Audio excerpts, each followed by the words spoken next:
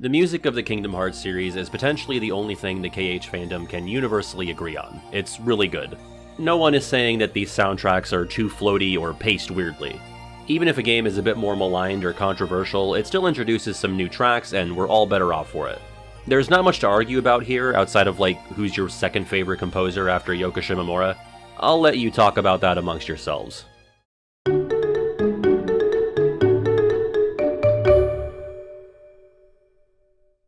Given that the series' music is so beloved, it's a little odd that I've taken this long to do a video that specifically focuses on it. Well, I guess there was my list of tracks I wanted to see in Melody of Memory, but that was almost unavoidable given that that game was inherently more musical than the others. And it's the only KH game to come out since I started the channel, so, you know. But outside of that, I've been wanting to talk more broadly about the series' music, but I've always felt that I lack the technical vocabulary to really add anything of value to the conversation. If you want someone who's great at that, I cannot recommend enough that you check out the channel Green Requiem, operated by my friend David Russell. And speaking of David, he was one of a handful of consultants for today's project, which if you've read the video's title, you're probably still trying to figure out what exactly I mean by it. Well, it's kind of weird, and something that 0 people have suggested, but I thought it might be fun to completely rescore Kingdom Hearts 1. Of course, when I say rescore, I mean replace its music, not reevaluate its quality. It's a 10 out of 10 for me, and I'm not changing that. But the caveat here, which makes this more of a challenge, is that we're going to replace each and every track in the game with a track from other KH games. Imagine that, for whatever reason, the entire KH1 music library has been erased, and we need to pull from all the other games' soundtracks for the most suitable replacements.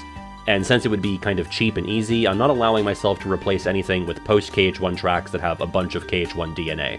For example, we could just replace the Destiny Islands field theme with its calmer version from Chain of Memories, or replace Hollow Bastion with its KH2 successor reviving Hollow Bastion, but come on, that's no fun. Make no mistake, we're going to end up creating a cursed, worse version of the game by doing this, but I thought this would be a fun opportunity to get to talk about the music of not just my favorite game, but all the other games in the series that boast such excellent soundtracks.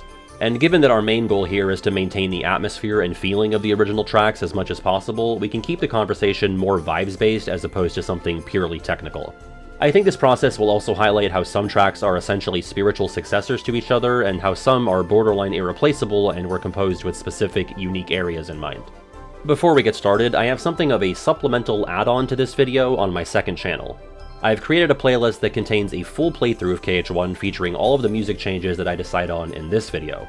It's not really something that I would expect anyone to watch through in full, but you can jump around the videos to get a feel for this rescored version of KH1. If nothing else, creating it helped me get immersed in this spooky, off-kilter version of the game, and it also gave me an excuse to play through KH1 again.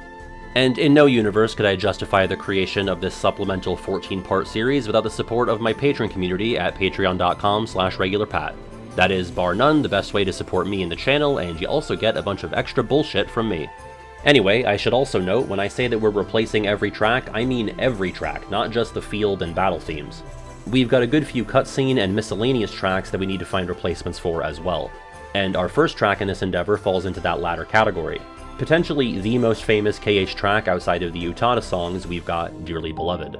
There are a fair amount of tracks that reference or incorporate Dearly Beloved into its composition. An example that comes to mind most immediately for me is Dearly Dreams, which is the theme of Birth by Sleep's Mirage Arena. But as I said, I don't want to just replace any of these tracks with what are essentially tracks that have the same bones. So I went in kind of a weird direction, and I promise the whole video won't be this wacky, but I unironically really like this track from Kingdom Hearts for VCast as a Dearly Beloved replacement.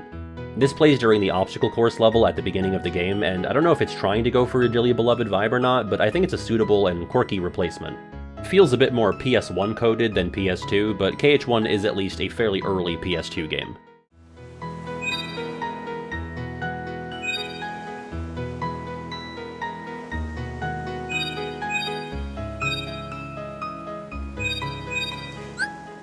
Of course, upon starting a new file, we're greeted with the first song Utada Hikaru recorded for Kingdom Hearts, Simple and Clean. Bear in mind, I can't play the actual songs here because it makes my wallet very sad. Now, I'll be honest, I never really considered replacing this with anything other than another Utada song, so I didn't even test run any purely instrumental tracks, but they might work fine enough here. I ended up going with Face My Fears, the most recent song Utada has done for KH. It's obviously famous or infamous for its dubstep portions, but I feel like it most closely matches the original FMV's energy when stacked up against Sanctuary and Don't Think Twice. I had to chop it up a little to get the song to fit the runtime of the cutscene, but I actually don't think it turned out half bad. This is a spot where I definitely recommend checking out the second channel's playlist. You can actually hear this swap in practice.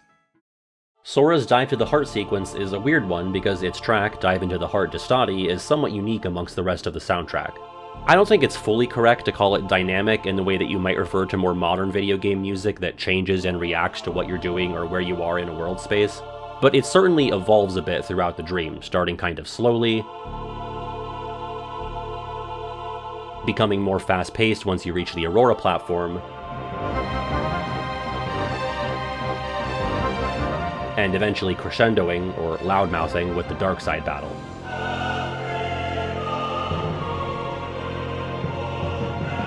It's hard to find a track that both has this type of progression and also fits the vibe. I didn't find something fully analogous, but I think Stranded Beyond, the theme of the final world, and KH3 works decently well. Not even factoring in how the Station of Awakening and the final world are in close proximity, though I do think that's a neat bonus. But the track also contains some slower, calm parts, as well as more frantic sections, which I think lend themselves well to the earliest combat portions of the game.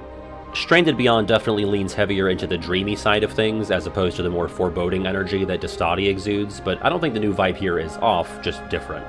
I should also note that both Destati and Stranded Beyond make use of a choir, which further ties the two tracks together.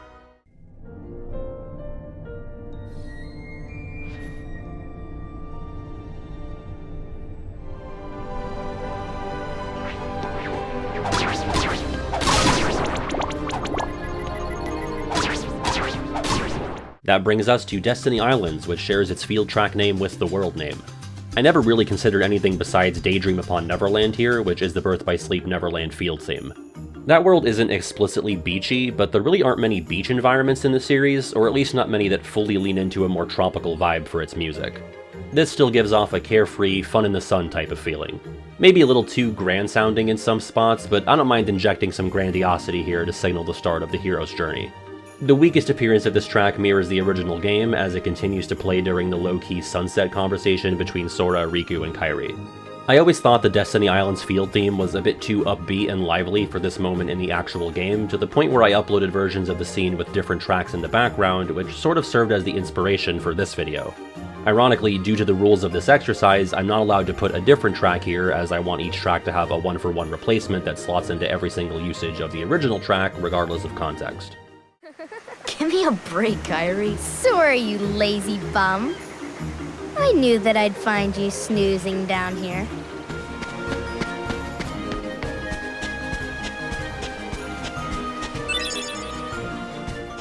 Opposite to the field theme, we have the battle theme for Destiny Islands, Bustin' Up on the Beach, which plays when fighting Riku and the Final Fantasy kids.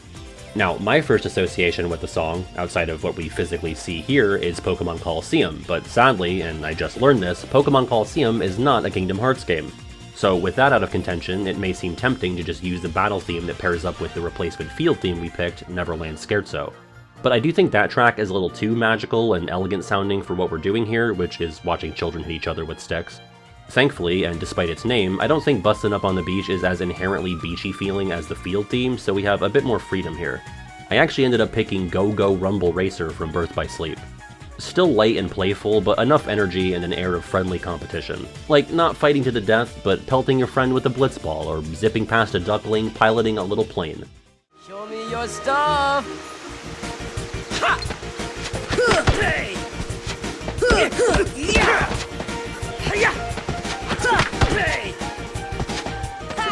Once Day 1 wraps up, we get our first in-game cutscene exclusive track in the form of Mickey Mouse Club March, which plays briefly here as Donald walks through the Disney Castle Colonnade. It also kinda, sorta shows up even more briefly during one other point, which we'll get to later. Since the track isn't playing for super long, I just needed to find something that contains a comparable enough section at some point in its runtime. In this case, we do want some grandiosity and royal flair, so I landed on Ready to Rush from Dream Drop Distance, which serves as the Flick Rush menu music.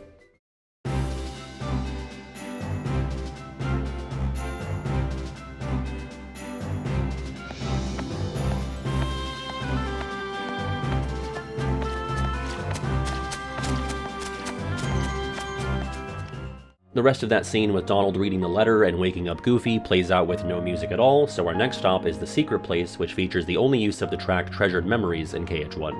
It shows up a lot more in the KH2 prologue, but in the first game, it's only used for the scene of Sora drawing on the wall.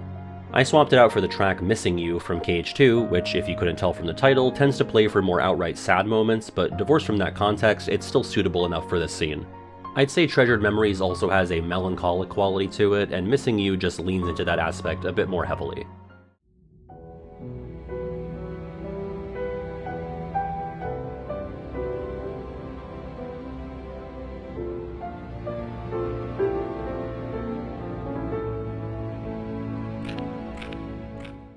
Once that wraps up, we've got a date with this creepo in the corner. This is the first appearance of Strange Whispers, this cello-heavy, moody track that's more atmospheric than anything hummable like we've experienced so far. It plays a few times throughout KH1, usually during moments of unease, often involving villains. My first inclination for a replacement was Xehanort, the character theme from BBS. I really like the idea of using it here, especially since Ansem SOD is a form of Xehanort, but I just didn't like its application as much in other spots across the game. So I switched to Hesitation from KH2, which I think fulfills pretty much the same role in its game. Since Strange Whispers is going to be swapped out for Hesitation a couple of times later on in the game, I'm not going to show every occasion of that in this video, so again, you can check out the second channel playlist for the other appearances of the track. The same can be said for other cutscene exclusive tracks or boss fights that share the same battle theme. Tied to the darkness, soon to be completely eclipsed. Well, whoever you are, stop freaking me out like this.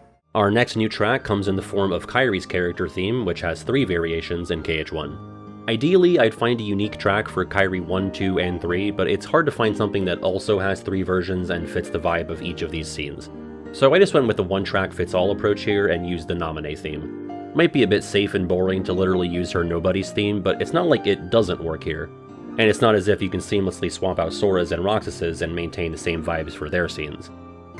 Looks like my summer vacation is over. This track plays here on Destiny Islands, again during Sora's hallucination in Merlin's house, during his vision of Kairi's grandma's story in the Hollow Bastion Library, and one more time while talking to Kairi in the Secret Waterway. You know, Riku has changed. What do you mean? Well... After Sora and Kairi head home, we switch back over to Disney Castle for the only use of the track It Began With a Letter in KH1. This is one of my favorite tracks in the game, and it's barely used again in the series after this moment. It shows up as the background music for Mickey's Chronicles in the Recoded movie and in some Melody of Memory menus. The track is pretty chill and soft and a little bit contemplative, and I did try to find something along those lines, but nothing felt quite right. So I just ended up changing the tone of the scene completely, but not to the point where I think it's out of place. I landed on Heart of Mystery from KH3, which is also a cutscene-only track that's only used once in its respective game. It's an arrangement of Scent of Silence, which is a Chain of Memories track that's used for, like, tense or mysterious conversations. It especially gets a lot of use in the mobile verse because the foretellers and union leaders are always having tense and mysterious conversations. But Heart of Mystery has a lot more energy and urgency to it, and I think it still works as the backing track for this hastily written letter by Mickey. He does say he had to leave in a hurry and the worlds are literally ending, so while this choice doesn't quite capture the same atmosphere as the twinkly music box track, I still think it gets the point across, albeit in a different way.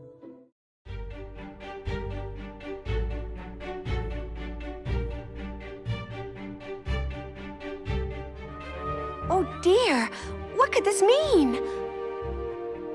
It means we'll just have to trust the king. The next replacement is for A Walkin' on Dante, a track that I'm obsessed with, which you can probably tell if you've ever watched a regular Pat video before. There's basically no better track in the series to serve as background music for setting up the beginning of a YouTube video about Kingdom Hearts, and I have to actively challenge myself to use different tracks because this has been my old standby for years. For a while, I falsely remembered this playing a bunch of times in KH1 as a sort of Donald and Goofy theme, but the track actually only plays while they're walking down these stairs in Disney Castle. Andante is briefly incorporated into another KH1 track later on, but it actually shows up more in KH2 and Recoded. The tone of the scene is mostly lighthearted, save for Jiminy explaining how he's a displaced refugee, but most of it is Donald and Goofy just talking. I decided on The Dream from Dream Drop Distance, which is a lot airier and brighter sounding, but still maintains a sort of inquisitive and light tone. Once D and G are in the gummy ship, we do get a quick snippet of Blast Away, but I'm going to save that for when Sora joins them after Traverse Town. Gosh, Jiminy, your world disappeared too? It was terrible. We were scattered. And And as far as I can see, I'm the only one who made it to this castle.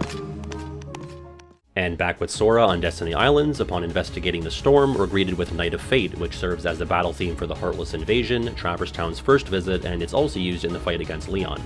It's the most hectic track we've had so far, and one of the spookier offerings on the OST. I considered a few different things for this, but settled on Tension Rising from KH2. It's already prominently used in its own game's tutorial, though it might be hard to untangle its association with nobodies when using it here. Then again, the series itself strayed from this idea as early as the track's debut game, where it plays while fighting Beast for some reason. Every other usage of the track involves nobodies until we get to Days. All that being said, I think it works fine for fighting these early Heartless or violent 25-year-old goths during these solo Sora portions. Another consideration was extreme encounters from BBS, but in practice I did find it a bit too, well, extreme. Night of Fate also continues to play in the cutscene where Riku falls into the Dark Portal, and I don't think Tension Rising works quite as well as the background music here, but it'll have to do. Unless you've got a better idea, which you almost definitely will at some point in this video, so do let me know. What's that? Riku's boat! And Kairi's!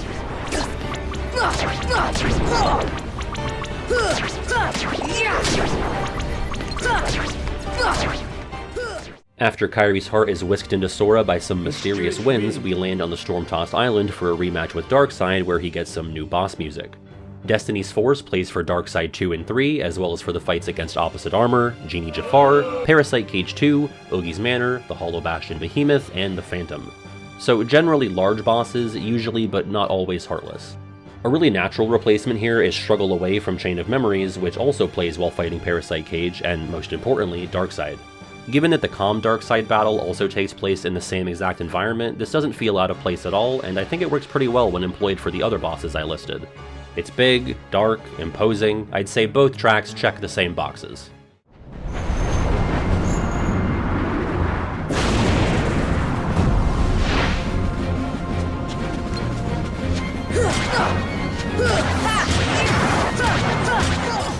Moving on to Traverse Town, our first track here is called Where Is This?, which plays upon SDG's separate arrivals in town. This is a one-time track and is composed to fit the visual beats of the scene, so we're not really going to come close to matching this track's progression. The first bit is sort of mysterious and atmospheric, before shifting gears into that Walkin' on Dante motif that I mentioned earlier,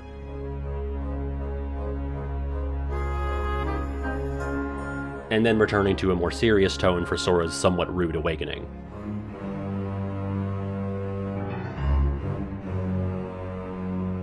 My pick for this one's replacement is a similarly obscure track from Dream Drop, Broken Reality. It plays twice in that game and has an untitled arrangement in KH3 during some Monstropolis cutscenes. It obviously doesn't have the slightly more jaunty Andante section from Where Is This?, but it still boasts a sort of off-kilter energy. A little bit anxious, a little mystical, slightly playful. I think it works well enough. Oh. Look! A star's going out! Come on, let's hurry! What a dream. Ah! This isn't a dream! Once Sora is up and moving, and after he examines this new world, we get Traverse Town's field theme. It's called Traverse Town. I don't know why, but KH1 defaults to the world name for the name of the field theme more often than any other game. It's hard to not immediately think of Twilight Town here. If the towns aren't siblings, they're at least cousins. Traverse Town is just set like an hour or two later than Twilight Town. Both early game, cozy original worlds, and they both have some of my favorite tracks in the series. I tested out both Lazy Afternoons and the Afternoon Streets, which are themes for the simulated and real Twilight Towns respectively. I actually prefer Lazy Afternoons as a track, but I felt like Afternoon Streets fit a little better here. It doesn't quite have that classy elegance that Traverse Town's theme has, but they both feel similarly safe and comforting, which I think is the most important quality here.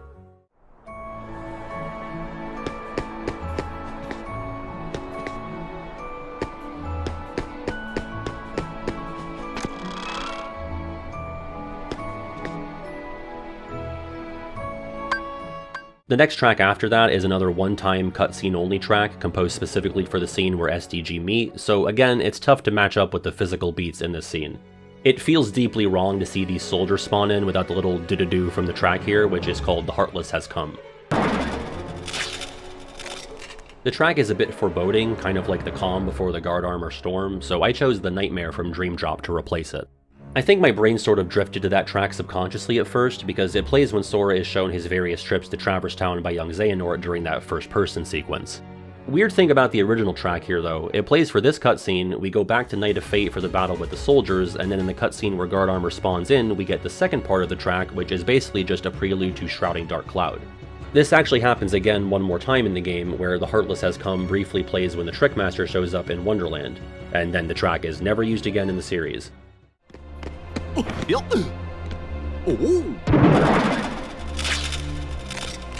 Gosh, are these the Heartless guys? Let's go get him! Goofy!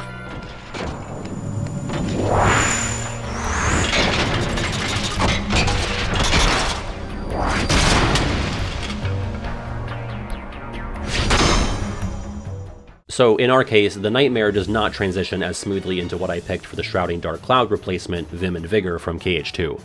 Vim and Vigor is one of the first tracks that pops to mind when I think of KH2 boss music, and considering how often Shrouding Dark Cloud plays in 1, I figured it wouldn't feel too out of place. Shrouding Dark Cloud plays here, during Trickmaster, Pot Centipede, Parasite Cage 1, Anti-Sora, and amusingly Cloud during the preliminaries. In KH1, it only ever plays during Heartless bosses, with that exception of Cloud, and I've always wondered if it's because his name is Cloud. But surely there are some 2003 forum post theories out there about how Cloud is actually a Heartless in KH1.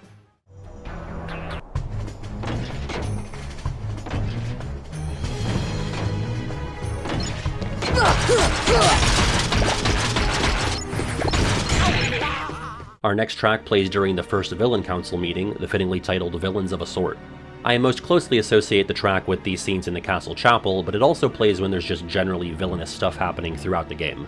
This one was pretty easy because the very next game, Chain of Memories, has what's essentially a replacement track of its own for moments like these, which is called Disquieting. I'd say Disquieting actually has a broader application in its game, as it'll show up for non-villain related scenes like Jiminy's journal pages all vanishing, for example. But to be honest, if you played Villains of a Sort, Disquieting, Hesitation, and Strange Whispers back to back, it'd be difficult for me to pick out which one is which. They're kinda just moody, villain-esque slush to me, which is not necessarily a bad thing because you need that stuff to flesh out the OSTs. Anyway, in the remix, why are the subtitles so high up here and nowhere else? Just been meaning to point that out for years now. That little squirt took down that Heartless. Who'd have thought it? Such is the power of the Keyblade. The child's strength is not his own.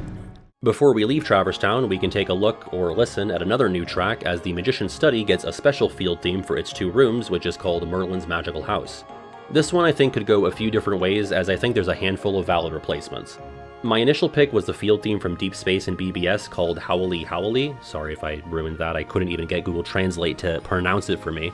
It's Hawaiian for Happy Happy. I think it has a similar whimsical quality, but I found it hard to divorce the futuristic feeling elements when used in the study here. It also just felt a bit too big for a track that plays primarily in a cramped, cluttered space. I ended up switching to The World of Dream Drops, which is the world map theme for, well, I'll let you guess. Despite playing while you have an overview of literally 7 different worlds, I thought it felt much cozier and still maintained that mystical and playful quality of the original track.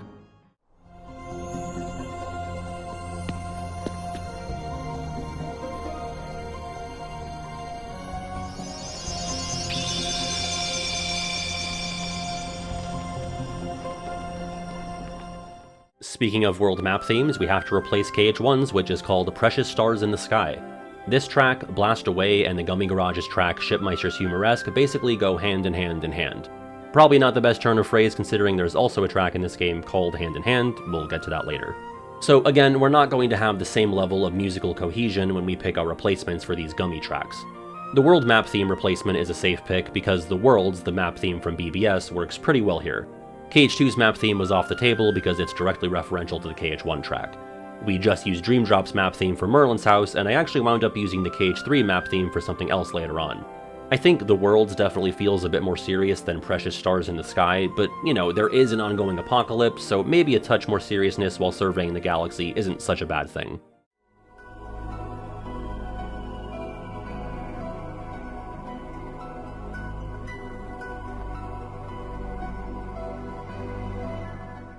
Before blasting off, we can duck into the garage to find a replacement for Shipmeister's Humoresque. Shipmeister? I hardly know her. This was one of the easiest swaps in the project, pretty abilities from Recoded. This track plays when you're editing your command matrix, so there's a shared essence of building and creativity between the two tracks. This ended up being the only track I pulled from Recoded, but considering there aren't that many new tracks in that game to begin with, I think this is a fair amount of representation.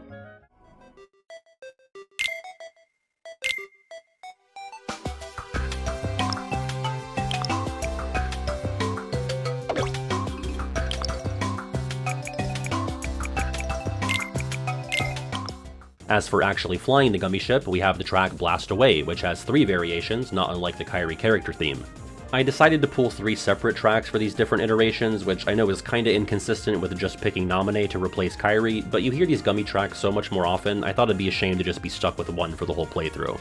If you recall, I mentioned that the track plays for a moment when Donald and Goofy depart from Disney Castle, though it's interrupted by the gag of them falling out the butt of the world. We first hear it in full when taking off from Traverse Town, and I went with another pretty safe pick here, which is First Flight from KH3. This plays when traveling in the Starlight Way Zone, which contains the game's first 4 worlds, which is perfectly analogous for traveling between the first 4 worlds in KH1. I did try to find a non-gummy track to use here just for the sake of shaking things up, but I struggled to find something that was both fast-paced enough for gunning down Heartless ships, but not too fast because, well, it's the KH1 gummy ship. Until you get a haste gummy or better engines, you're sort of just plodding along through the cosmos. We'll cover my replacements for Blast Away 2 and 3 when we get to their debuts in the game.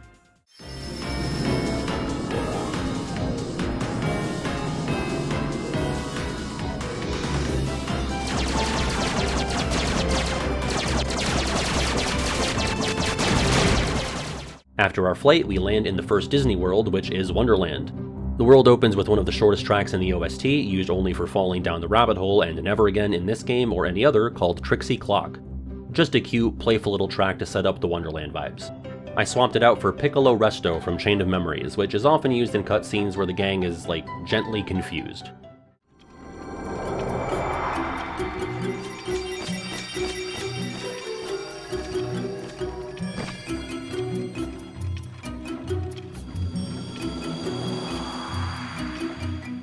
Once we regain control of Sora, the Wonderland field theme Welcome to Wonderland begins playing, and the replacements for both this and the battle theme were some of the easier and quickest decisions made for this project. I think the Dwarf Woodlands field theme The Secret Whispers works perfectly for this environment, and the same goes for replacing the battle theme to our surprise with Dwarf Woodlands Risky Romp. It helps that the two worlds have at least somewhat similar environments, grassy, forested areas like the Lotus Forest and the Deep Woods, as well as interior, domestic spaces like the Bazaar Room and the Cottage. I think both field theme tracks also have a through line of playfulness and curiosity, but also some more elegant string parts that maybe reflects how we're in the presence of royalty in both worlds.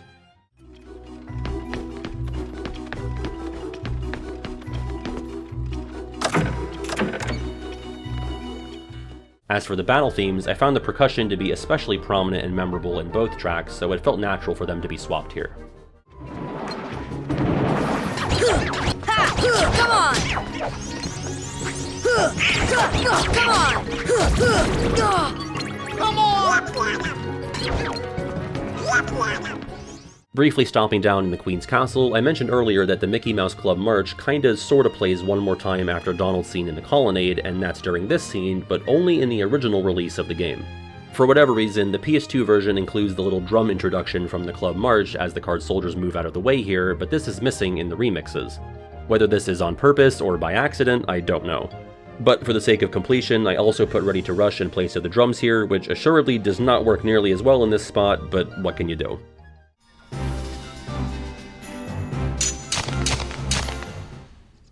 Since the Trickmaster battle also uses the already covered Vim and Vigor, the only other debut in Wonderland is the little jingle-esque track that plays when sealing a keyhole called Turning the Key. This plays for every keyhole sealing scene in the game, with 100 Acre Wood as an exception. This was kind of a tricky one because these shorter tracks become less common after KH1, so there isn't an immediately obvious substitute here. It's not a perfect fit, but I ended up going with Key of the Brave from KH3 Remind. This plays when Mickey is living out his Metal Gear Solid 4 fantasy. Maybe my baby brain just saw the word key in both titles and decided it was good enough, but I don't know, if you truncated this track into a jingle type thing like Turning the Key, I think it would manage to give off a similarly heroic, conclusive vibe befitting of beating a world. I will say, I think it works better in basically every case but Wonderland, since Sora kind of bumbles into this one, whereas he looks a lot more confident and capable in every other ceiling cutscene.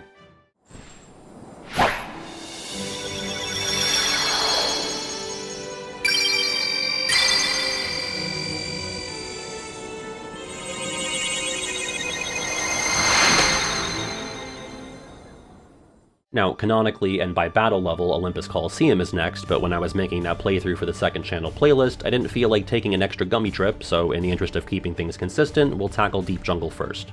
I'll fully reveal myself as a dum-dum here, instead of my usual route of letting you infer that on your own, but I was so stumped on what to do for the field and battle tracks here. I was like, these truly cannot be replaced, they're so unique. I brought this up to the lovely regular fiancé, and without missing a beat, she was like, Pride Lands? I had completely forgotten about the other world with jungle environments, primates, and large cats. In fairness, I've never loved the Cage 2 adaptation of The Lion King, so maybe I just shoved the world to a dustier corner of my brain. But yeah, obviously you swap out the Deep Jungle field theme for Pride Lands, which is Adventures in the Savannah. Granted, there is no savannah in Deep Jungle, but there is a jungle in the Pride Lands, and this still plays there, so there's enough synergy here, I think we can manage.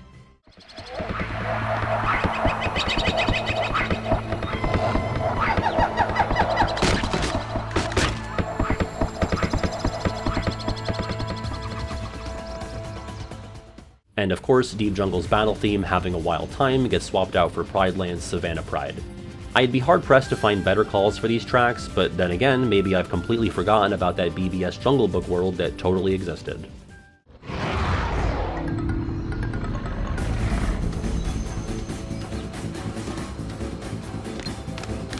See ya! This is it! Fire! Fire! Fire! It's easy to forget, but the Jungle Slider minigame actually has its own theme called Holy Bananas, which is basically just a sped-up version of the Deep Jungle field theme. And I was so happy to remember that our replacement track for the battle theme, Savannah Pride, also has a variation, albeit from a different game. Summoning Simba in Cage 3 also summons the Link version of Savannah Pride, which is a grander sounding arrangement that I think works pretty well for Jungle Slider.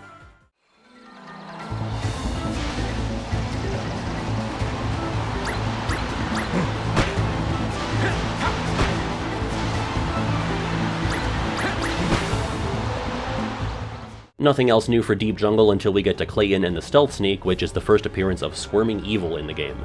This exclusively plays for Disney bosses in Cage 1, usually for their first forms if they have two. Clayton is actually the exception because he gets the regular Deep Jungle battle theme before the Stealth Sneak shows up. The replacement pick for this one was pretty easy. I went with the Encounter from Cage 2, which is also always used for Disney bosses until Union Cross and Cage 3 broke the trend and started slapping it on any old Heartless battle. I actually prefer this as a track over Squirming Evil, and I think it works great here. As mentioned, this will also be playing for the story battle against Cerberus, Jafar, Ursula, Oogie Boogie, Captain Hook, Maleficent, and Hades. The Encounter works especially well for Oogie and Hades, as that's what plays during their boss fights in Cage 2, so it doesn't seem too out of the ordinary here.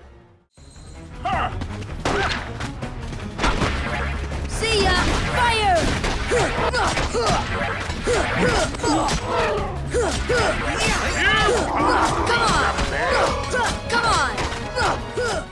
Alright, with Deep Jungle sealed, we can make our way over to Olympus Coliseum, yet another world that shares its name with its field theme, and we can swap it out for a track that I feel particularly good about as a replacement, The Promised Beginning from BBS, which is the Land of Departure field theme. This is one where I really can't imagine something more suitable. They both have this sense of grandeur and heroism. The start of Terra, Aqua, and Ven's journey is marked by this track, and for the most part, they're already self-regarded as capable, trained professionals who have been tasked with restoring order to the worlds. Sora's journey obviously starts prior to his arrival in Olympus, but this world is so, for lack of a better word, key in his hero's narrative.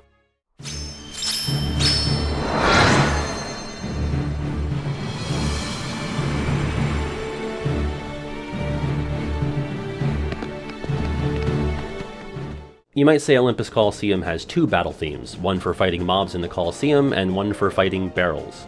It's probably more fair to say that the latter, Road to a Hero, is more akin to a minigame theme.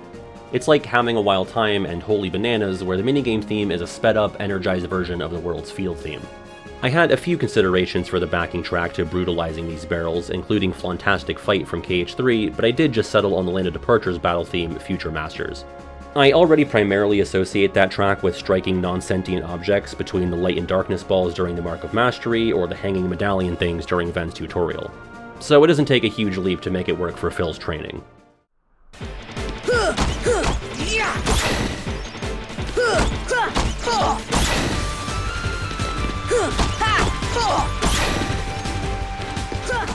Now, the actual battle theme for the world, called Go For It, was a bit trickier to figure out. The main problem and/or feature with this track is that you're going to hear it start over from the beginning many times as you cruise through matches. For the second channel playlist, I would often have the field and battle themes resume from the last point where they left off before being interrupted, just so you could get a taste of more of the track instead of the same first few seconds. But it doesn't feel right to do that for the Coliseum matches, since those starting trumpets are so ingrained in my mind's ears. This ended up being one of the more unexpected swaps, but I landed on Ice Hot Lobster from DDD, which plays during the Clobster battles in Prankster's Paradise. I don't think it sounds particularly similar to Go For It, but it carries a similar energy. While it doesn't have an intro section as iconic as those trumpets, the start of the track still has that sense of rising action, and the whole track maintains an optimistic, confident vibe as a backing track for climbing through the ranks. Thunder! See ya! Stopping down briefly for the Cloud fight, which features the already covered Vim and Vigor, I just wanted to point out that this ends up working pretty well because our brains are already used to hearing Cloud scream while this track is playing. Not when fighting against him, but when fighting alongside him during the Final Fantasy Ravine battles in KH2.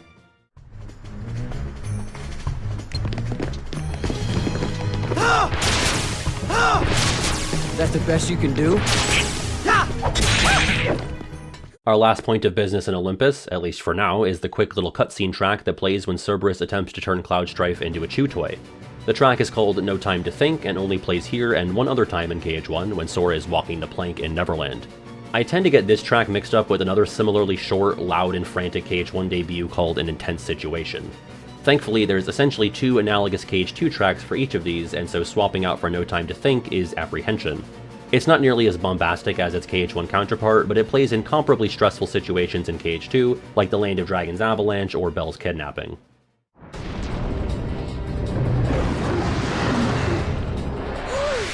Oh, right, there was one other rule. I forgot. Accidents happen. We'll be back in Olympus much later for a certain secret boss, but for now we return to Traverse Town where we can finally talk about its true battle theme, Hand in Hand. Some might consider this a sort of de facto theme of SDG as a trio, since it'll play later when they're running through the Castle Oblivion field in the post-credits, and it pops up for occasions like using Attraction Flow in KH3. This was actually a pretty tough one to pin down, because Hand in Hand isn't particularly themed to a specific environment in the way that a bunch of battle themes are. That's not a bad thing, but it does make it more difficult to find a replacement when so many battle themes simply sound like snowy mountainscapes, or jungles, or spooky castles, or piracy. Of course, the two KH2 Twilight Town battle tracks sprang to mind first, but I wasn't loving either of them here. Sinister Sundown just didn't match the Traverse Town vibe and was ultimately too low-key, maybe because I'm used to it being used for just Roxas fighting off smatterings of nobodies.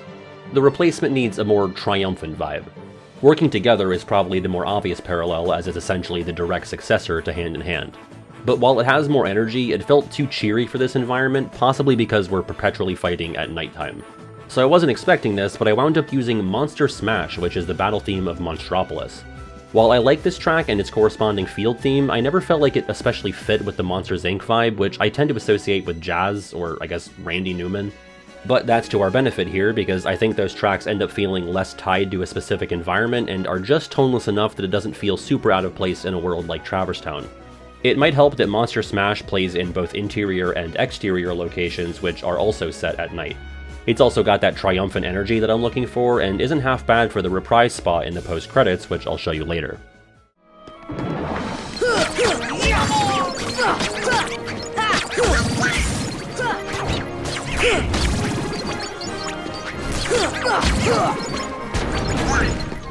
That's all we have for Traverse Town for now, as Opposite Armor now uses Struggle Away, which we already covered.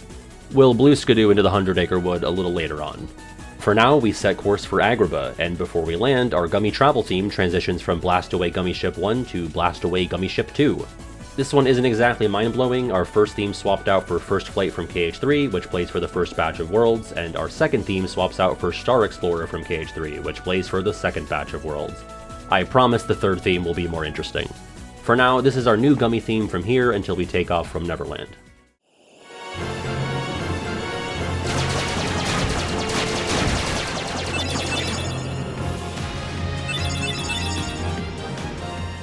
So, not gonna lie, the pair of Agrabah themes were the most difficult tracks to deal with in the whole project, so I will once again open the floor to you for any recommendations.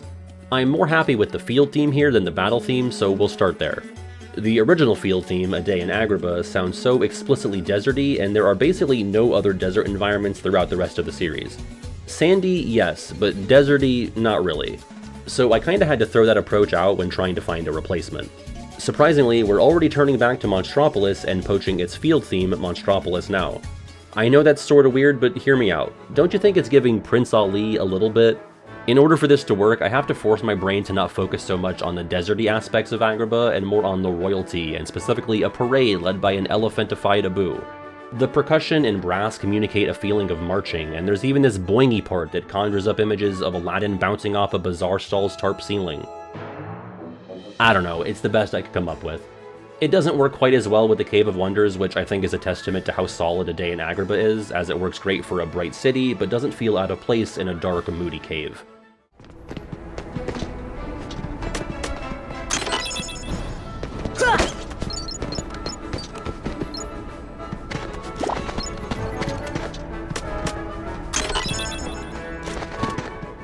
As for the battle theme, Arabian Dream, I was at a loss. I think this is ultimately the replacement I struggled with the most and am the least satisfied with. If it wasn't for that pesky rule about not using tracks from future games that are too similar to KH1 tracks, I could just pull Arabian Daydream from KH2, which plays for the carpet escape sequence. The track I picked was just kind of a placeholder until something better came along, but that never really happened, so we're rolling with the aforementioned Sinister Sundown from KH2's simulated Twilight Town. I don't think it's like egregiously clashing with the environment, but it's not scratching my brain itch in the way that many of the replacements have. At least the environments share a similar color palette of yellows, oranges, and browns, but I don't think too much about the track itself feels particularly Agrabanian. Again, let me know if you've got a pitch for this one. Come on! Thunder!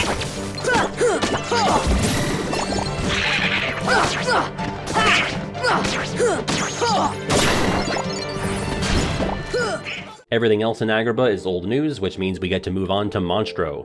Before we actually crash land in the belly of the beast, we're treated to a flashback scene of young Sora and Riku, who are about to investigate the secret place. The track playing here is called Friends in My Heart, which also plays after beating the Hercules Cup and the Captain Hook fight, where Sora talks about wanting to tell Kairi about flying, the pirates, and all that other shit. Notably, Friends in My Heart does not play in the cutscene where a character says "ee-oo-oo-oo-ah, friends in our hearts." The track's tone is pretty innocent and maybe a bit melancholic, erring more toward happy than sad.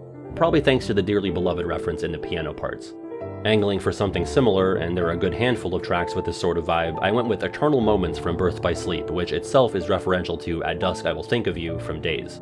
But the Days track felt a bit too melancholic for me, maybe because it's so tied up in the Sea Salt Trio's constant cascades of sadness. The beginning bit of Eternal Moments feels especially, I don't know, youthful, harkening back to simpler, childish times. But the rest of the piece also works well for those other moments, like Sora deciding that Donald and Goofy are the source of his strength, or preemptively reminiscing about flying in Neverland.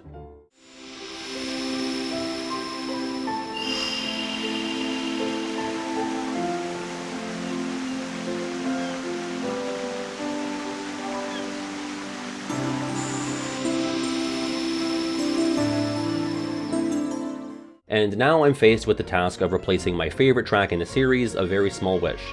I'll spare the longtime viewers the usual gushing over this track. I guess this video could be someone's first regular Pat video, which would be surprising but also heartening. Despite holding this track so near and dear, I actually found that it was fairly easily replaced. And it's actually being replaced by the only track I pulled from Days, Secret of Neverland. In the same way that A Very Small Wish doesn't sound inherently cetacean or intestinal, Secret of Neverland doesn't sound inherently piratey, which makes them a bit more malleable for this exercise.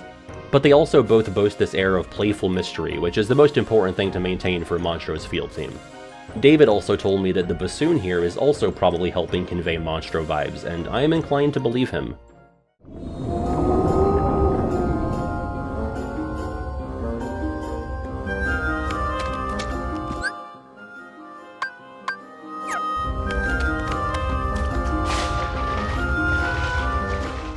Quick side tangent, about 3 years ago I streamed the Pinocchio game for Super NES, and I also love the track they used for the Monstro level in that game. I have a list of my 100 favorite video game tracks, and it's kind of funny how 2% of that list is Monstro level themes. Nothing to do with this project at all, but shout out to Pinocchio SNES from 1995.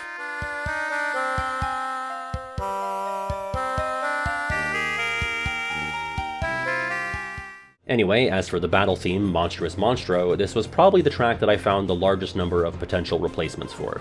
There was, of course, the Days battle theme Crossing to Neverland, which is probably the smoothest option, and I certainly think it works, but felt a bit too safe and obvious. It's also not quite as boisterous and rambunctious as Monstrous Monstro.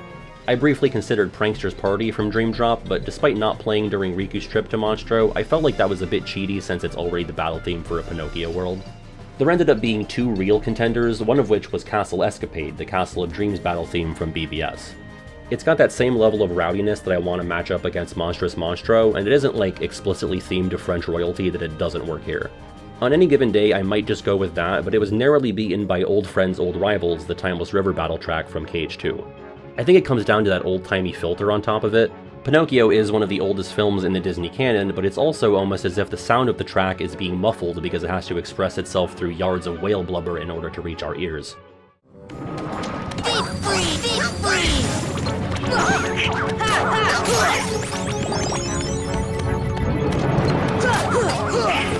Deep freeze! Come on!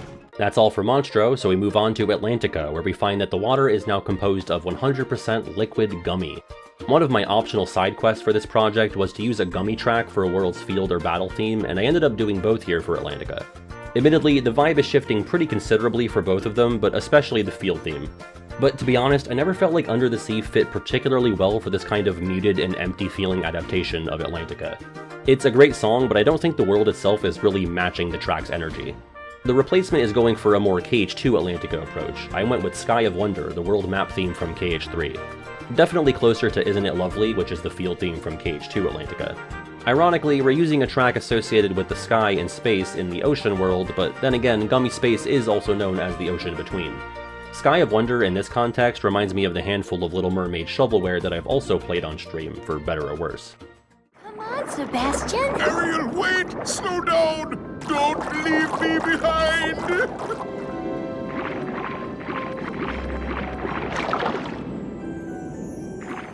The battle track, An Adventure in Atlantica, is also a lot louder and more energetic than the replacement, but this is another case of the vibe being different, but still appropriate, I think.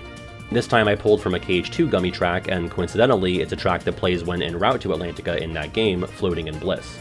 Or it might not be that coincidental, since it also plays when flying to Port Royal, so clearly there's some aquatic synergy going on here, and it's not that big of a stretch to assume that the track may have been composed with that in mind. Floating in Bliss does take a while to get moving, so this is a case where having the track pick up from where it last left off is nearly necessary in order for this to work. I do think this track paired with Sky of Wonder feels fairly cohesive for 2 tracks from different games, so I don't hate it. Probably the sleepiest duo so far, but unless you're hitching a ride on Swimothy, it's not as if Atlantica is the most fast-paced world in the game anyway. Also, shout out to the Kingdom Hearts or Weather Channel quiz video by Aid1043, of which I consider Floating in Bliss to be one of the poster children.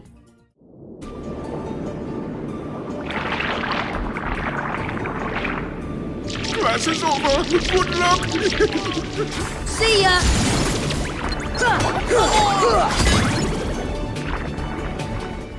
Atlantica gives us 2 new cutscene tracks, the first of which plays in Ariel's grotto called A Piece of Peace. This track also shows up during Peter and Wendy's conversation after sealing Neverland and when returning all 99 puppies to Pongo and Perdita. You can basically make a full Kingdom Hearts OST that consists of these types of twinkly, lullaby-type songs, so we have a real embarrassment of riches for a track like this. But this is also potentially the most cut-and-dry example of a track receiving a direct Pokemon evolution in the game to follow, as Chain of Memories features the track La Pace that plays in the same type of situations. Its name is literally Italian for peace, so we've upgraded from just a piece of peace to the whole pie of peace.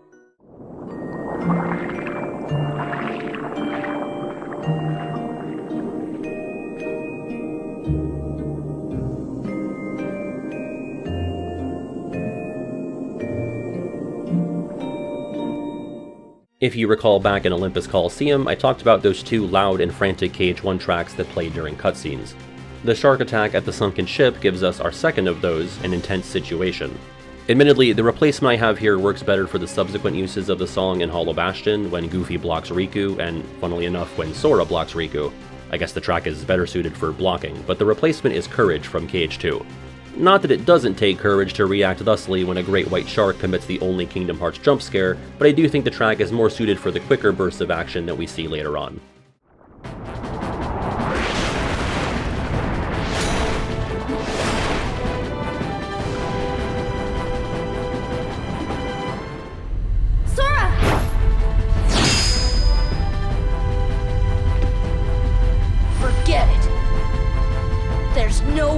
Taking Harry's heart. We get yet another new track from Atlantica here in the form of the Deep End when fighting Giant Ursula. Given that the battle takes place in literal deep water, I most readily associate the track with this fight, but it also plays for Dragon Maleficent, Ansem 1, both Titans, and Kurt Zisa. So generally big fellas, with the exception of Ansem. I'd argue there's a pretty analogous KH3 boss fight track that also shows up fairly late in the game, but isn't exclusive to one fight. It also involves a giant sea monster, as the track Eye of the Storm debuts during the Davy Jones fight in the Caribbean. It also goes on to appear during the Dark Baymax battle and the majority of the battle gates, but like with the Deep End, I tend to primarily associate it with its first watery appearance.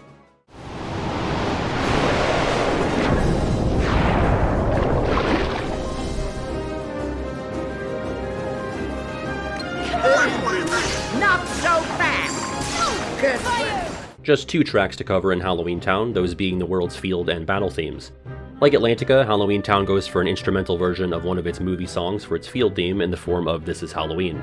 I've wondered for a while now if the track that plays when you first arrive in the world was originally going to be the field theme for Halloween Town prior to getting Danny Elfman's permission to just go for a full This Is Halloween arrangement. But we're just going to pick one track to replace both the true field theme and the Guillotine Gate one-off. There's a decent amount of spooky material to work with across the series, but I did find that I was quickly boiling down our options when picking something suitable for Halloween Town specifically. One of the finalists here was the Underworld from KH2, which definitely works fine enough, but I was really taken with the Beast Castle field theme, Waltz of the Damned, as the replacement. The Underworld is certainly a bit more skeleton playing his own ribs core, but I like the elegance in the waltz. Halloween Town isn't like some upper crust fancy pants locale, but I think its replacement track needs a bit of fun factor, and the waltz has some good bounce to it. Also, Jack Skellington will literally waltz with you in KH2, like there's a showmanship to both him and the town. Its residents have a choreographed song welcoming you to it, so I think waltz is right at home here.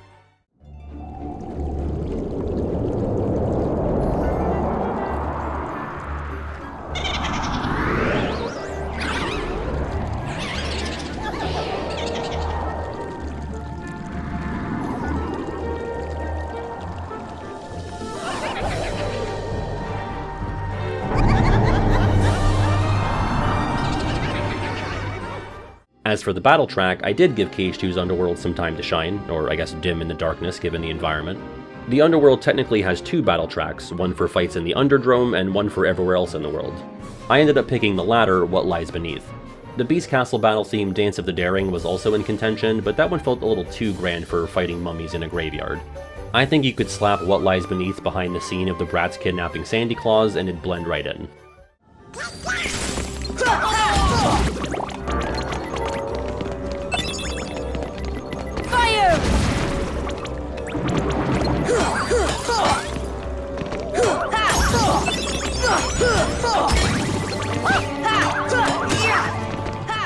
Well, since we've obviously been collecting all the torn pages on our musical journey, that means we should probably stop down in the 100 Acre Wood and talk about the 4 tracks unique to the book.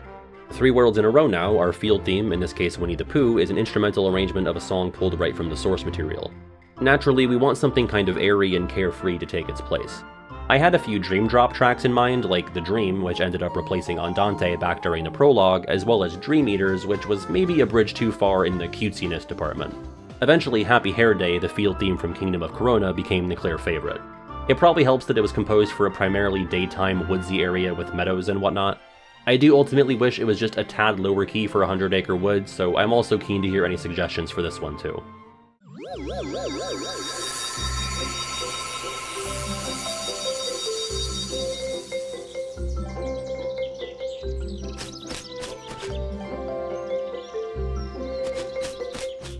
Of course, with the 100 Acre Wood comes its 5 minigames of questionable quality, and the backing track for these games is Bounce-O-Rama. Once again, KH2's Bounce-O-Rama parentheses speed up version is ineligible, but thankfully we have a few other minigame themes throughout the series that can also fit the vibe. For my money, the Escapade from KH2 is still the minigame track of the series for me, and I think it's light and chill enough to work for these 100 Acre Wood diversions. I think the only negative point here is that it plays constantly in the bouncing spot once you start the stump jump minigame, and it keeps playing even when you're just jumping around looking for rare nuts. The Escapade is probably too short for that to be realistically tolerable, but, you know, just get your nuts and get out.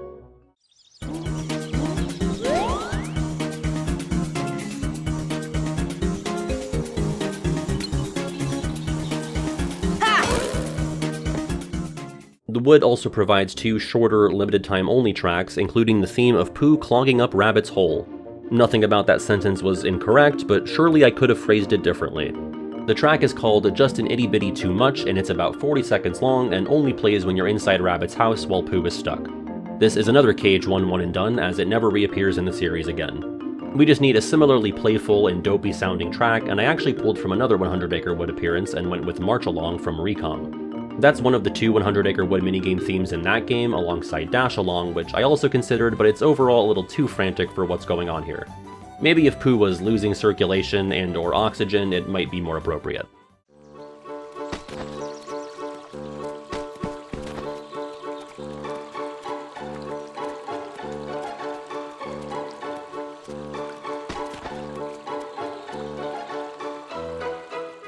Our last point of business in the Wood is the unique keyhole sealing track for the world called Once Upon a Time. Unlike every other world that gets turning the key for its closing cutscene, the 100 Acre Wood gets this slowed down music box arrangement of Winnie the Pooh.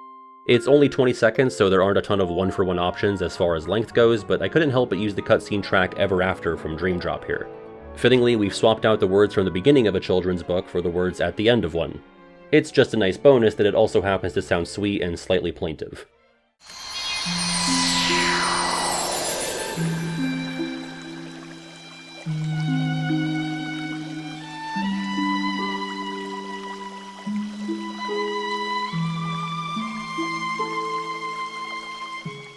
With that chapter closed, we can move on to our final Disney world, Neverland. But before we get to fielding and battling, how about getting off? Here we have another one-time track in KH1 that plays while STG are piled on top of each other in the brig called Oopsie Daisy. It wouldn't be heard again until it was used for losing Flick Rush matches in DDD, and I know I certainly didn't hear it again until it played after falling off the mountain in Arendelle. Later on that year, it would go on to be co-opted by pretentious pseudo-intellectuals with Patreons. This is yet another short one, but I replaced it with a track that's also used for humorous or silly situations, Innocent Times from BBS. Obviously, we don't have that catchy little jingle at the end that puts a button on the scene, but we've got to make do with what we've got here. You don't say. Yeah, it was definitely Kyrie. I finally found her. All right. Yep. Then let's go up and talk to her. Yeah. Sounds good. Okay, but first, how about dinner? Oh, sorry. In Neverland, aka Captain Hook's pirate ship, we have the field theme titled Captain Hook's Pirate Ship. At least the music doesn't lie to us. I actually wound up using a cutscene track to replace this field theme, which is the only time that happened in the project. But it's hard to deny the vibe similarities between CH's PS and 13th Discretion from Chain of Memories. They're both real heavy on the strings and quite dour and moody. Although this choice might have the same problem as using the Escapade in the bouncing spot, as 13th Discretion doesn't have the longest loop in the world, so it might get somewhat fatiguing, though you're not often going too far in these rooms without being ambushed by Heartless. Still, a more exciting but less faithful option I considered is KH2's Knights of the Cursed, the field theme for Neverland's Pirate World successor, Port Royal. But I do ultimately prefer Discretion here, as the ship is overall too low-key for some of the louder parts of Knights of the Cursed.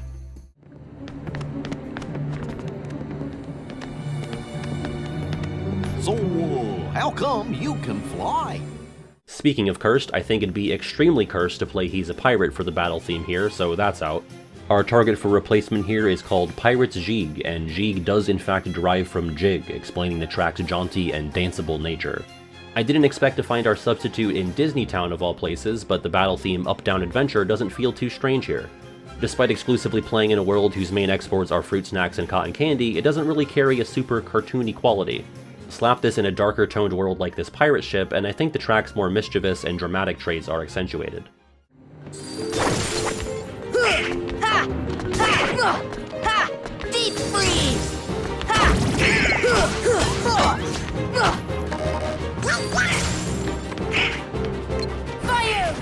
You probably knew this, but Neverland is the undisputed king of Disney field and battle themes across the series if we're just going by sheer numbers. 3 battle themes for each of its different appearances in KH1, Days, and BBS, 3 field themes for those games as well, plus the additional field theme in KH1 for soaring around at the clock tower called Neverland Sky. One of my biggest pet peeves with the soundtrack is that the track is called Never Space Land Sky, when the word Neverland is usually parsed without the space in KH1. Literally, who cares, but I needed to say something because it bothers me. This is a really fun and beautiful track that screams 1953 Peter Pan, but I also always got Christmas vibes from it as well. Probably thanks to the bells, or maybe the harp and other strings, it just reminds me of old-timey Christmas cartoons. I even included it on the Kingdom Hearts Yule log, perhaps my most uncontroversial video on the channel. Might have to do with how I don't speak in it. Luckily, that same Yule log actually opens with our replacement track, What a Surprise, the field theme for Christmas Town in KH2 Final Mix. Big fan of this swap. The new track is obviously much more explicitly wintry and Christmassy, but I do think it's the closest possible option when trying to match the original vibe.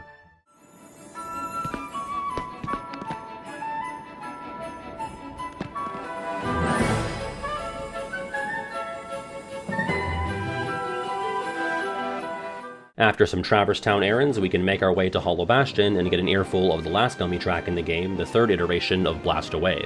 For the first and second versions, I pulled from the first and second gummy tracks in KH3, but I found that the third, the Star Fortress, which plays when flying in the Eclipse Zone, was way too cheery and hopeful sounding for these last 2 KH1 gummy routes. The only gummy track that felt doable here was the final one from KH2, Battleship Bravery, but I actually wound up using that somewhere else. We need something less bright and fun to match both the original's energy and the darker visuals as we charge forth into these cosmic backgrounds of purples and deep blues. Well, there's another transportation-based minigame with a dark backdrop, and it takes place in a world unreachable by joy or whimsy. I'm talking about the light cycle in the grid, of course. The track for that minigame is called Keyblade Cycle, and while it lacks the heavier aspects of Blast Away 3, it's at least got both momentum and moodiness to it. It probably ends up being one of the more futuristic-sounding tracks in our new OST, something that the real KH1 doesn't really have much of. I'd argue the gummy ship stuff is the most high-tech the game ever feels, but even that is rooted in some sort of fantasy steampunk theming. Sorta made me realize that KH1 really maintains a through line of settings that take inspiration from fantasy or antiquity, and that kind of fades away by the time we reach KH3. Not a bad thing, but hard to imagine something like Toy Box or San Francisco in a KH1. The former was something that Nomura wanted for the first game, and I can't help but think now that it was a good thing that he didn't get his wish until much later. It would have stuck out like a sore thumb amongst the rest of the world offerings. As it stands, the closest thing there is to modernity in KH1 is like, I don't even know, pre-World War I Big Ben or the Bazaar Room? Anyway, Keyblade Cycle from Dream Drop Distance.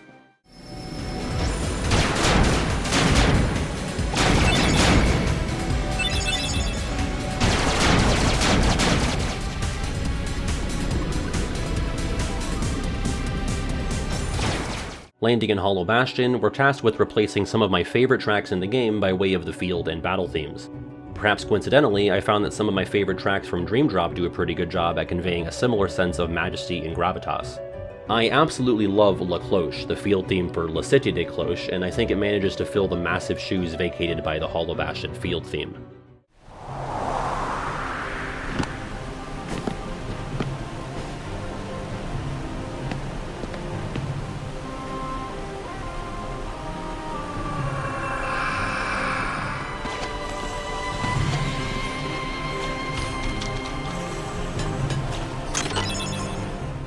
And it was hard to not just replace the battle theme Scherzo de Note with La Cloche's battle theme counterpart, Le Sanctuaire. The only other tracks that were ever under any real consideration were Cavern of Remembrance and Deep Anxiety from KH2 Final Mix Radiant Garden, but there's a reason they were used in the spots they were in that game, and it's because they don't work quite as well for a gigantic, imposing, mysterious castle. Fire! See ya! Fire! Fire! Fire! Fire!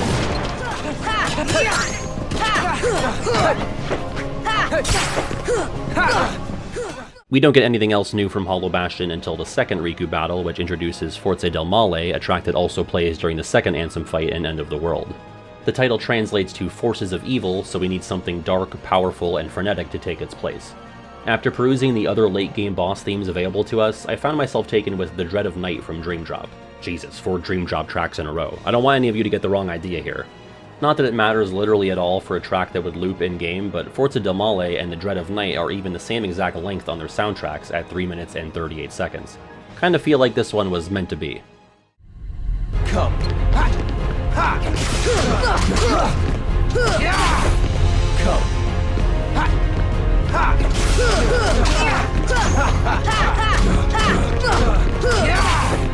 Come. Shortly after Sora stabs himself right in the ESRB rating, we get an instrumental rendition of Hikari, the Japanese sibling of Simple and Clean.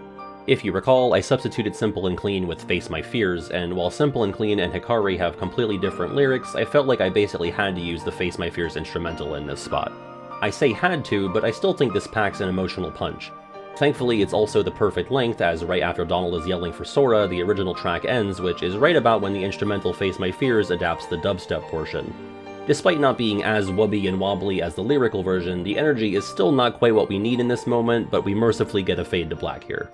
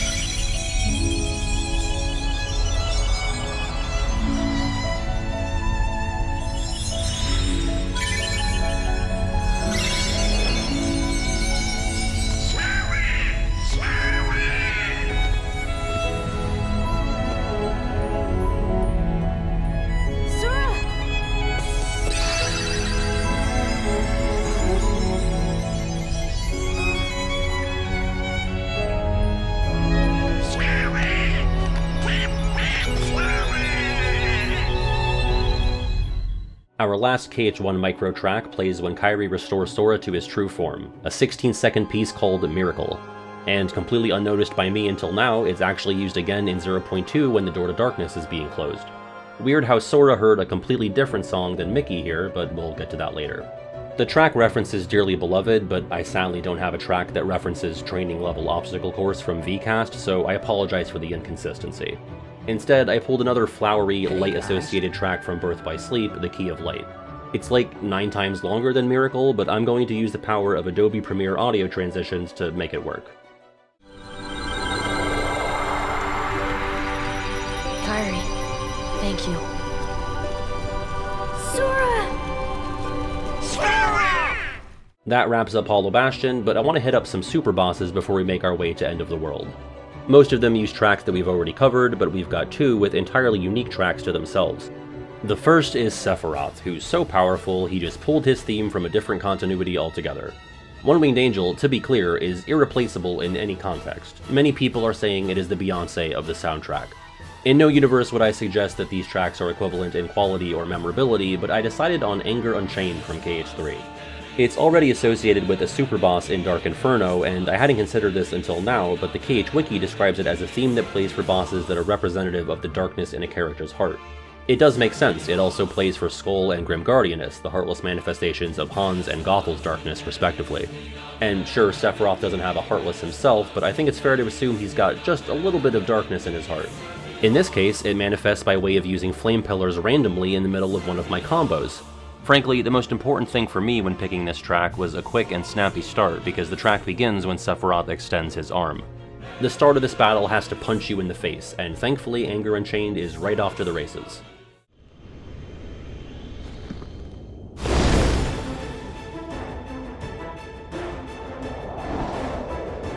Time to injure. Time to injure.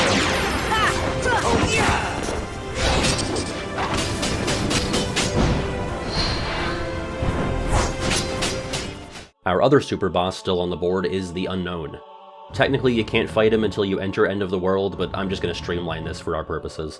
Not to spoil anything, but this guy is Xemnas, and the theme for his fight here, Disappeared, gets used again in KH2 during the solo battle against him at Memory's Contortion. Honestly, this track never really stuck with me much, I think because it takes a while to get going and a big chunk of it is so dissonant. It's not bad, like it's stylistically interesting, but it's just never something I find myself coming back to super often. but I figure I might as well replace it with a track that I tend to find more memorable and earwormy. If I had a nickel for every KH track where you fight a form of Xehanort that starts with Dis, I'd have 2 nickels, which, yeah, whatever. Dismiss is the battle theme for Aqua vs Terra Xehanort in the final episode of Birth by Sleep, and the only knock against it here is that it references Distati, which is a KH1 originating track. In fairness, Disappeared doesn't reference Distati, so at least we're not replacing one Distati reference with another. But as an alternative, I also toyed with the idea of using Forgotten Challenge here, which is the battle theme for the 13th floor of Castle Oblivion in Chain of Memories. It ultimately didn't feel as complex as I wanted it to be for this battle, though. I also floated the idea of using Nacht Flügel here, but everyone in the Discord call bullied me and made me delete it from my spreadsheet.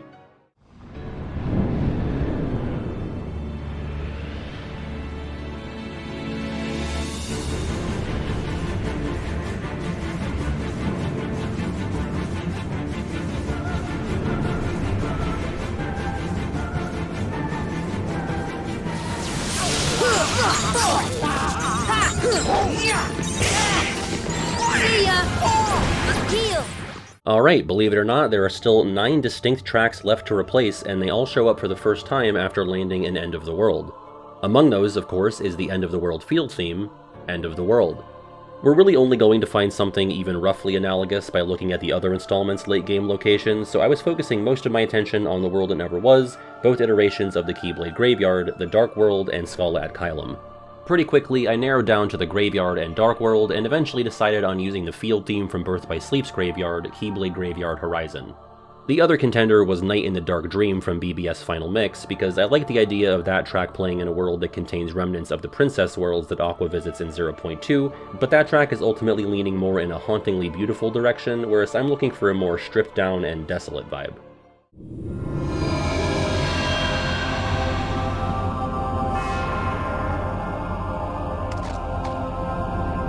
Gorge, is that all that's left of the worlds taken by the Heartless? Those worlds will be restored if we beat Ansem, right? You betcha! However, to replace End of the World's battle theme, Fragments of Sorrow, I did pull Birth by Sleep's Night of Tragedy. Admittedly, I'm not quite as happy with this one because I think the track gets a bit too extra for the typical KH1 soundscape, but you're kind of inevitably going to run into that issue the further away you get from KH1. Playing Night of Tragedy side by side with Fragments of Sorrow makes the latter seem calm, even though it's obviously not. If anyone has a recommendation for something more low-key, preferably with some Latin choir in the background, I'm all ears. Force! Force! Force! See ya! Come on! Replacing A Night on the Bare Mountain feels almost as sacrilegious as replacing One Winged Angel, but replace it we must.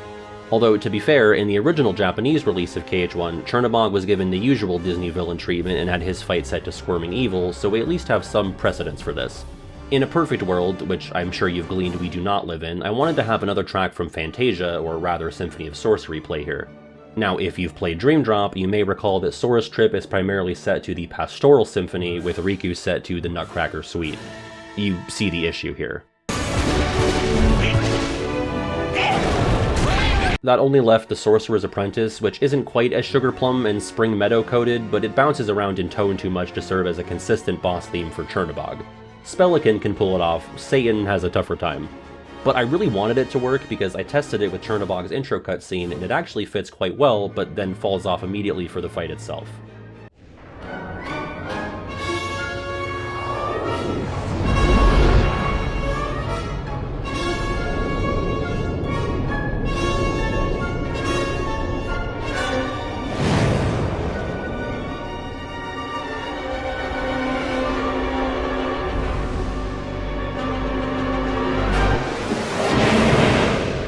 So, screw it, Rinsler recompiled from Dream Drop.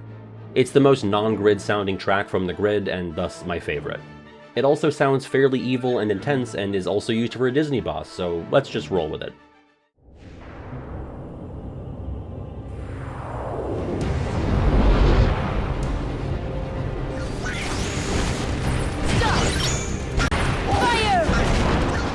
Our last track that plays during actual gameplay is the World of Chaos battle music, Guardando nel Buio. Now, this could very well be my simpleton brain noticing that the World of Chaos is a giant heartless battleship and connecting that to the gummy track Battleship Bravery from KH2, but Well, that's probably exactly what happened. But I don't know, I think it's kind of fun, and while Darkness of the Unknown would almost certainly work better, both it and Gardondo reference Testati, so I think it'd be cheap. I like the sense of forward momentum of Battleship Bravery. I feel like it really complements the process of taking apart the giant ship piece by piece. It wouldn't be used as a proper final boss track under any other circumstance, but we've crafted a weird and specific circumstance here. Alternatively, for something with more final boss sauce, Graceful Assassin from Calm was my other contender here. Darkness conquers all worlds!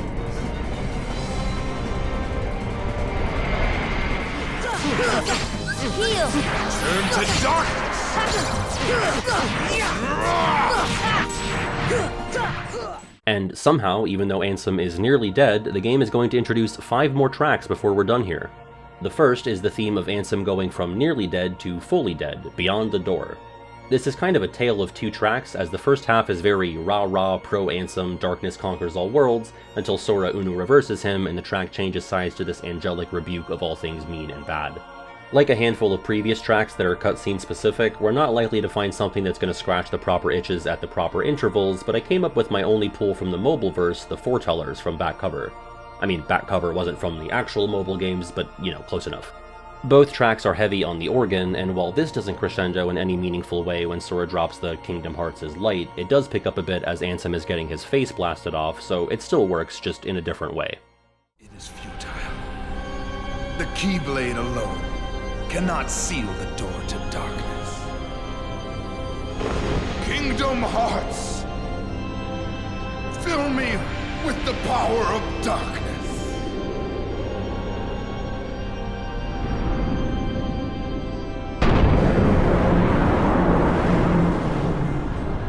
Supreme darkness! You're wrong. I know now, without a doubt. Kingdom Hearts is light!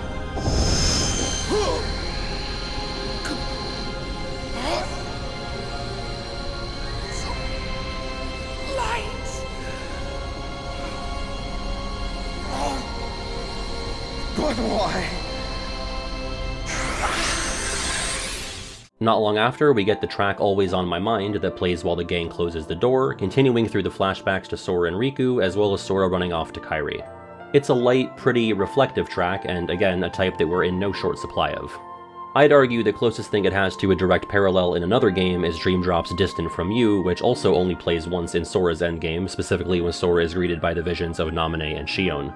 Given that Always on My Mind is partly referential to Kairi, I think it's fitting that our replacement has strong ties to her nobody and pseudo-doppelganger. Now, Sora, let's close this door for good! But... Don't worry. There will always be a door to the light. Sora, you can trust King Mickey. Now, they're coming. Donald, Goofy, thank you. Once we switch over to the bougie graphics, we have to contend with replacing potentially the hardest-hitting single note of music in the franchise, which is that when from Utada when Sora and Kairi's hands break away from each other. Nothing can ever truly compare to that visual accompanied by the return of Simple and Clean, except this time sadder and less poppy. Since this is a completely distinct composition from the opening version of the song, despite sharing a title, I thought it fair to pick another replacement, and it felt only natural to go with Don't Think Twice to complement the early game use of Face My Fears. Again, while it could never stand up to Simple and Clean in this specific spot, I think it does an overall pretty solid job. Apologies to Donald, but I did have to meddle a bit in order to get the song to fit the length of the closing FMV and the credits. Namely, I inserted an extra chorus to keep things paced as well as I could. Naturally, I can't show this change here, so I once again direct you to the second channel playlist if you want to see this one in action. Of course, once the part of the credits with the still images is done, we get the fun half with all the little vignettes from the different worlds we visited. This chunk of credits is backed by March Caprice for piano and orchestra, and it's hard to think of a more natural replacement than the Cage 2 equivalent, Fantasia in alla Marcia for piano, chorus, and orchestra. I especially like the reference to Sora's character theme when Cloud reunites with the FF crew, and the Duck Nephews seemingly marching along to the music.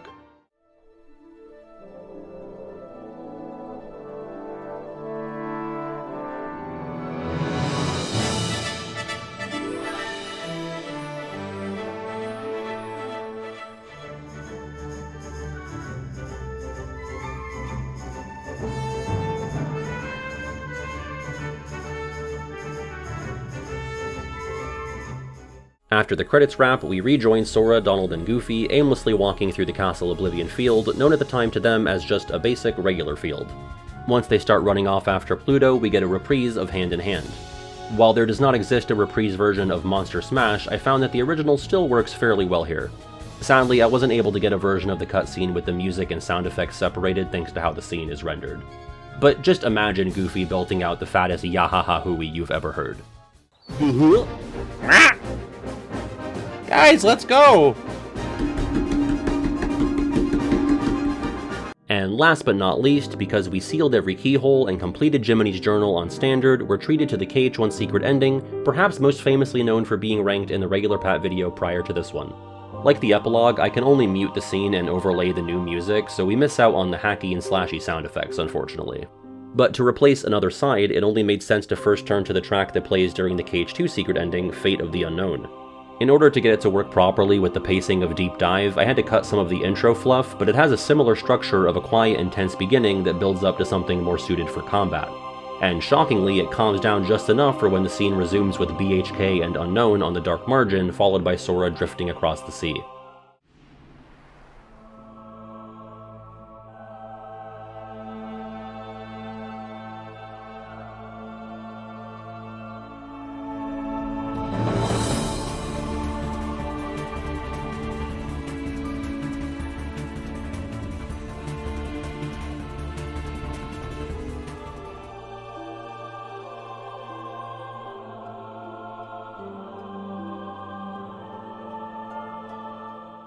And there you have it, a version of Kingdom Hearts from an alternate universe that is weird and slightly uncomfortable. Not that our universe isn't those things, but you get what I mean. For some quick stats, I pulled 1 track apiece from VCast, Days, Recoded, and Back Cover, 7 from Chain of Memories, 13 from Dream Drop Distance, 14 from Birth by Sleep, 15 from KH3, and 20 from KH2. Given the relative size of each of these soundtracks, I feel like we actually represented everything pretty fairly. My biggest of thanks to David Russell for his insight on this project, alongside a merry gaggle of requiems, namely Chain, Keynode, Nicole, PJ, Squires, and Regular Fiance for their assistance in this endeavor. I also want to thank WaterKH for hooking me up with a modded version of the game that has the background music set to 0, so I was able to make the playthrough as authentic as possible. Once again, you can check out the full playlist with all of the music swapped out on the second channel, linked in the description and pinned comment. If you could, swap the like button's graphic from this to this, and consider subscribing. If you really enjoyed, maybe think about replacing some of your funds that go towards something like a PlayStation Plus subscription with a generous subscription to the regular Pat Patreon. While I too have promised to be completely digital by 2028, I also have been that way since 2019 and have never pretended otherwise. If my only way of owning KH4 physically is on a Nintendo Switch 2 cartridge, I'm going to replace a normal building with one that's on fire. Hey, thank you so much for watching. You know I have to ask, if you liked it, would you please show that through the button? Thank you. Hopefully that wasn't too niche, and that you liked it, or that you clicked on it. I hope you did. I had a lot of fun making that. That was probably my favorite video, most fun I've had in probably all year so far. As you might be able to tell, this will be the last time I record in this office, in this apartment, because I am moving very soon. I've been rushing to get this video done before my move. This might even be going out the day that I am moving. It was just under 2 years ago that I first moved to this apartment with regular GF at the time. Now we are engaged and we have purchased a home together. And then I read an article that said, now is the worst time to be a new homeowner in the United States. So patreon.com/regular. I would not have been able to make it to both the apartment and now this house without such generous support over coming up on 7 years now. You know, I remember watching those cheap Disney sequels and commenting on, oh, look at Flounder, he's a full-grown fish with a whole mortgage now, and now I'm a fish fully grown with the mortgage. How the tables have turned. Thank you for watching. Thank you for being alongside me on this little journey called life. I hope you have a great rest of your night, day, whenever you're watching this, and just stay safe out there and take it easy. See you next time.